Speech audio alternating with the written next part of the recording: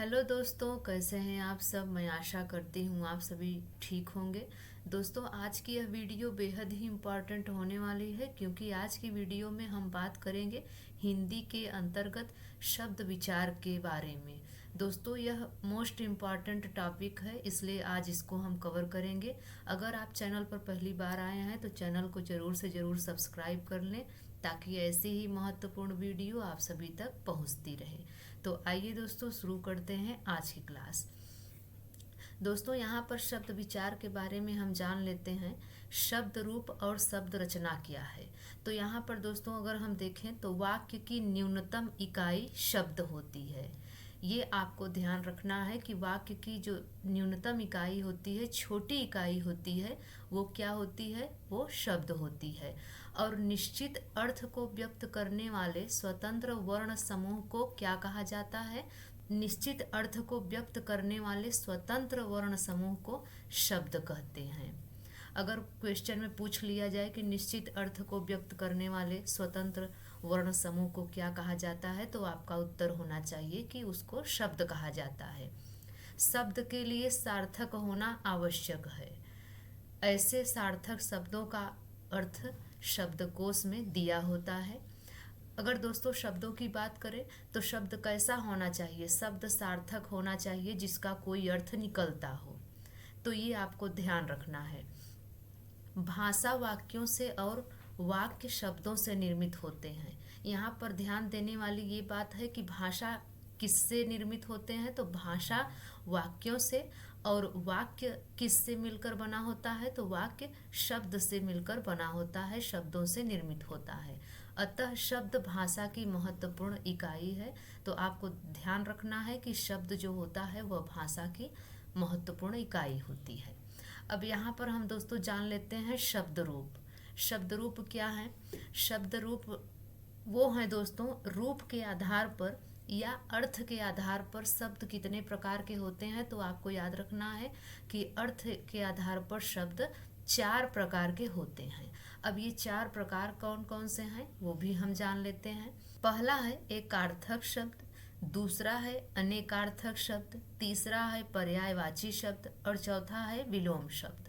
तो आपको ये याद रखना है कि अर्थ के आधार पर शब्द 4 प्रकार के होते हैं: एकार्थक शब्द, अनेकार्थक शब्द, पर्यायवाची शब्द और विलोम शब्द। अब आइए दोस्तों जान लेते हैं शब्द रचना के आधार पर कितने प्रकार के होते हैं शब्द। तो यहाँ पर दोस्तों अगर हम शब्द रचना की बात करें तो रचना के आधार पर 2 प्रकार के होते हैं।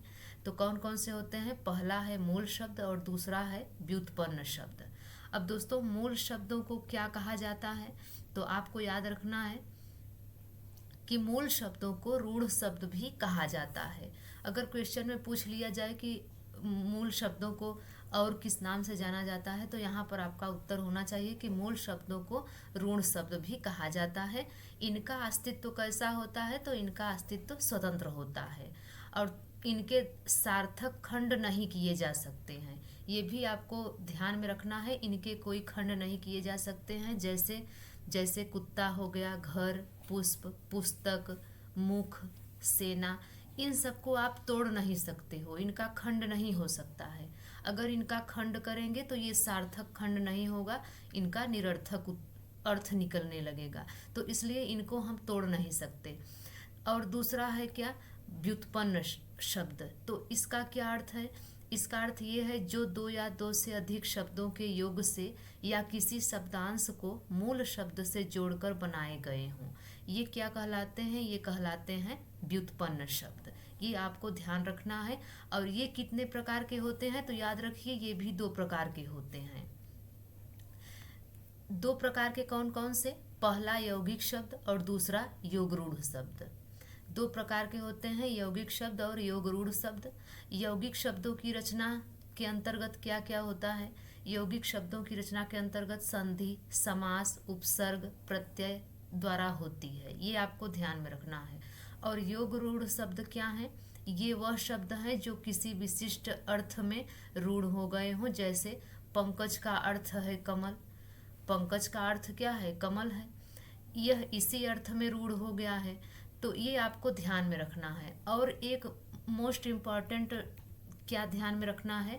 बात वो ये है कि बहुव्रीहि समास में प्रयुक्त सभी शब्द योग रूढ़ होते हैं। ये आपको ध्यान में रखना है। बहुव्रीहि में प्रयुक्त सभी शब्द योग रूढ़ है, जैसे कि दशानन हो गया, चतुर्भुज, मुरलीधर, लंबोदर यानी कि लंबा हो जिसका उदर यानी कि गणेश जी, दशानन अर्थात जिसके 10 आनन हो, 10 मुख हो अर्थात रावण। तो ये क्या है, ये बहुव्रीहि के अंतर्गत आते हैं, बहुव्रीहि समास के अंतर्गत आते हैं। तो इन्हें भी योग रूढ़ शब्द कहा जाता है। अब आइए दोस्तों हम जान लेते हैं स्रोत के आधार पर शब्दों के कितने भेद होते हैं। तो यहाँ पर आप याद रखिए, स्रोत के आधार पर शब्द 4 प्रकार के होते हैं और ये कौन कौन से होते हैं उन्हें हम जान लेते हैं। पहला है तत्सम, दूसरा है तद्भव, तीसरा है देशज और चौथा है विदेशी शब्द। ये क्या होते हैं इनके बारे में भी हम डिटेल से जान लेते हैं ताकि हमें कोई कंफ्यूजन न रहे। तो पहला है दोस्तों तत्सम शब्द। ये क्या है इनको हम जान लेते हैं।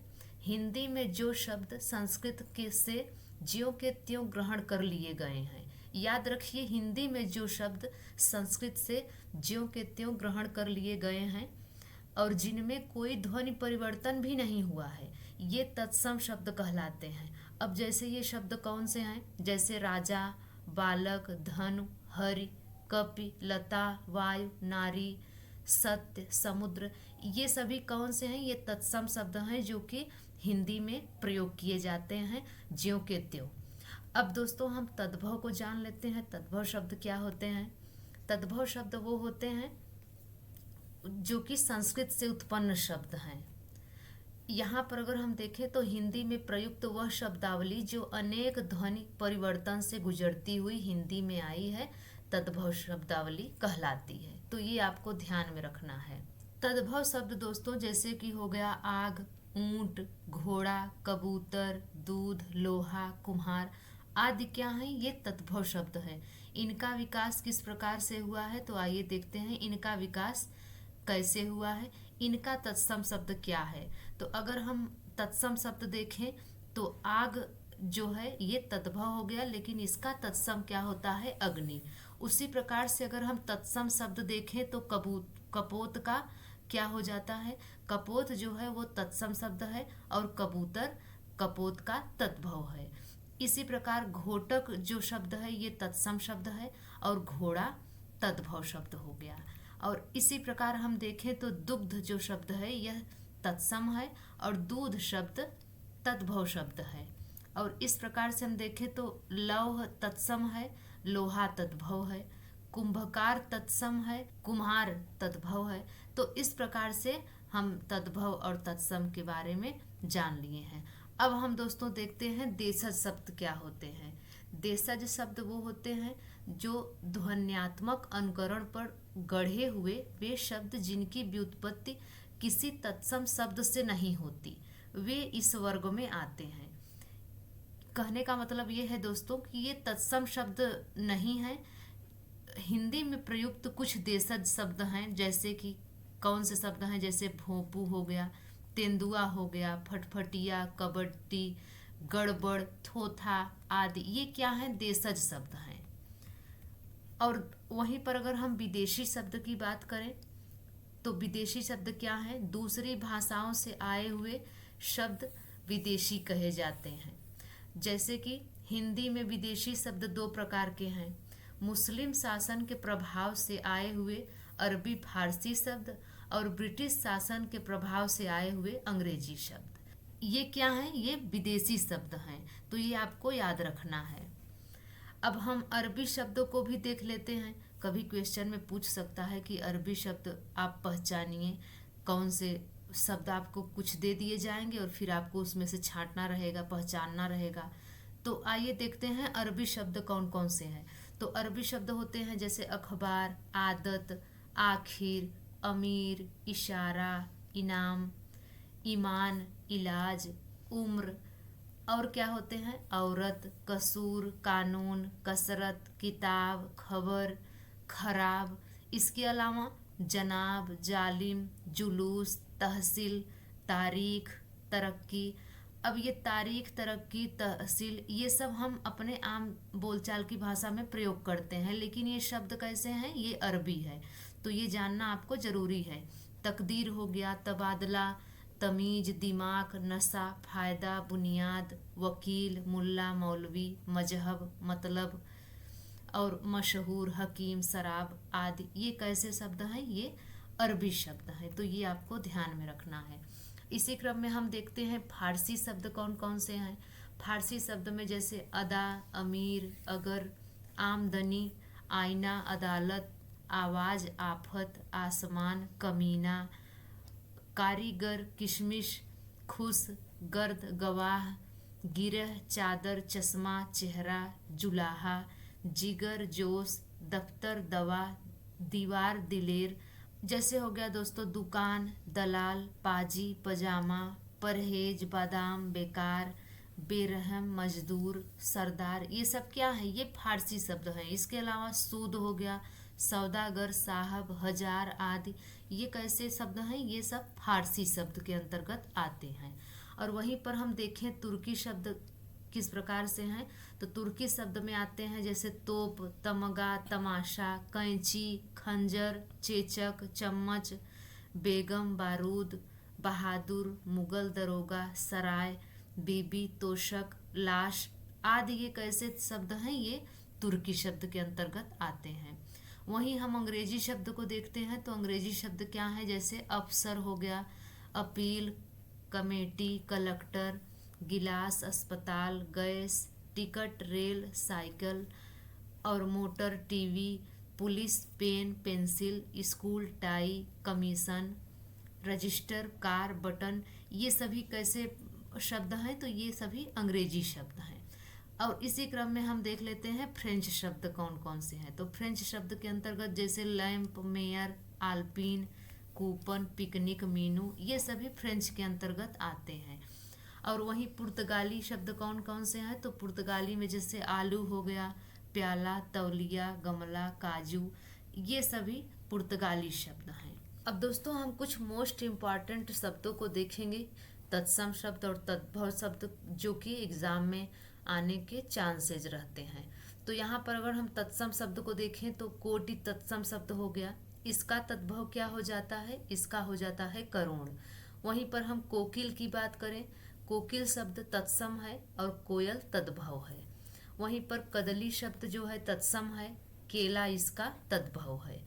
कृषक क्या है, कृषक तत्सम है और इसका कृषक का तद्भव किसान हो जाता है। वहीं पर रज्जू तत्सम शब्द है, रस्सी इसका तद्भव शब्द है। वहीं पर दोस्तों काष्ठ क्या है, काष्ठ तत्सम शब्द है और इसका जो तद्भव होता है काठ हो जाता है। गर्दभ मतलब तत्सम शब्द है और इसका तद्भव क्या हो जाएगा, गधा।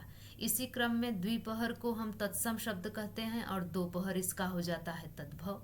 राज्ञी है तत्सम और रानी है इसका तद्भव। और वहीं पर हस्तिनी है तत्सम और हथिनी है तद्भव। इसी क्रम में पुच्छ तत्सम है और तद्भव पूंछ है। मुक्ता क्या है, मुक्ता भी तत्सम शब्द है और मोती है इसका तद्भव। उसी प्रकार से प्रहर तत्सम और पहर तद्भव। शाटिका तत्सम है और इसका तद्भव साड़ी। इसी प्रकार से दोस्तों पक्व क्या है, पक्व तत्सम शब्द है और पक्व का तद्भव क्या हो जाता है, पक्का। और इस प्रकार से घोटक क्या है, घोटक तत्सम है और इसका जो हो जाएगा तद्भव वो हो जाएगा घोड़ा। तो ये आप ध्यान में रखिए। अब आइए दोस्तों इसी क्रम में हम कुछ क्वेश्चन आंसर कर लेते हैं ताकि जो हमने पढ़ा है उसका थोड़ा रिवीजन हो जाए। तो यहाँ पर पहला प्रश्न कह रहा है आँख का तत्सम शब्द बताना है। तो आँख का तत्सम शब्द क्या हो जाएगा, तो आपको याद रखना है आँख का तत्सम शब्द अर्क हो जाता है। बी ऑप्शन यहाँ पर बिल्कुल आपका सही हो जाएगा। उसी क्रम में अगर हम देखें तो दूसरा प्रश्न कह रहा है गौख का तत्सम शब्द क्या है। तो याद रखिए गौख का तत्सम शब्द होता है गावाक्ष। ए ऑप्शन आपका बिल्कुल सही हो जाएगा। और तीसरा प्रश्न क्या कह रहा है, तीसरा प्रश्न कह रहा है नींबू का तत्सम शब्द क्या है। तो नींबू का तत्सम शब्द होता है दोस्तों निम्बूक। डी ऑप्शन बिल्कुल सही हो जाएगा। और इसी क्रम में हम चौथा प्रश्न देखें तो चौथा प्रश्न कह रहा है चौपाया का तत्सम शब्द क्या है।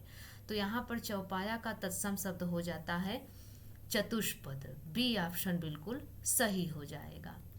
और पांचवा प्रश्न कह रहा है ओठ का तत्सम शब्द क्या है। तो याद रखिए ओठ का तत्सम शब्द हो जाता है ओष्ठ। सी ऑप्शन बिल्कुल आपका सही हो जाएगा। और छठा प्रश्न कह रहा है बादल का तत्सम शब्द क्या है। तो बादल का तत्सम शब्द हो जाता है वारिधि। सी ऑप्शन आपका बिल्कुल सही हो जाएगा। अगला प्रश्न कह रहा है गधा का तत्सम शब्द क्या है। तो याद रखिए दोस्तों गधा का तत्सम शब्द हो जाता है गर्दभ। बी ऑप्शन बिल्कुल सही हो जाएगा। और आठवां प्रश्न कह रहा है कंधा का तत्सम शब्द क्या है।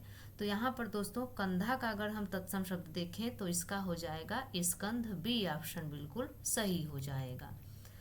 और नौवां प्रश्न कह रहा है केला का तत्सम शब्द क्या है। तो यहाँ पर दोस्तों केला का तत्सम शब्द हो जाता है कदली। सी ऑप्शन बिल्कुल सही हो जाएगा। लास्ट प्रश्न कह रहा है उलूक का तद्भव शब्द बताना है। अब देखिए दोस्तों यहाँ पर उलूक क्या है, ये तत्सम है। अब इसका तद्भव बताना है तो तद्भव क्या हो जाएगा, इसका तद्भव हो जाएगा उल्लू। डी ऑप्शन आपका बिल्कुल सही हो जाएगा। जैसे दोस्तों कदली है तो ये तत्सम शब्द है, इसका तद्भव क्या हो जाता, तो इसका तद्भव केला हो जाता। इस प्रकार से दोस्तों हम तत्सम में और तद्भव में अंतर समझ सकते हैं। दोस्तों यह वीडियो आपको कैसी लगी आप कमेंट्स में ज़रूर बताएं। अगर यह वीडियो आपको अच्छी लगी हो तो लाइक शेयर ज़रूर करें। तो मिलते हैं किसी और वीडियो में, तब तक के लिए नमस्कार।